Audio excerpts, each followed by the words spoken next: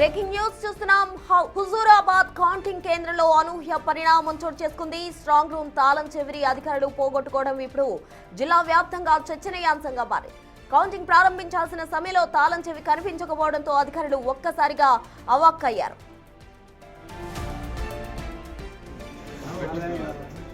నిజానికి బ్యాలెట్ బాక్సులను భద్రపరిచిన strong room కు 3 అంచెల భద్రతతో పాటు కట్టుదిట్టమైన సీల్ వేస్తారు.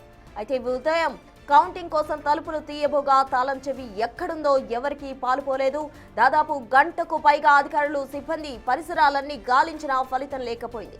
మరోవైపు ఫలితాల కోసం అభ్యర్థులు ఏజెంట్లు ఒత్తిడి చేస్తుండటంతో చివరికి చేసేదేమీ లేక ఎన్నికల నిబంధనల ప్రకారం అబ్జర్వర్ సమీక్షల్లో గంటపారుతో తాళం పగలగొట్టారు.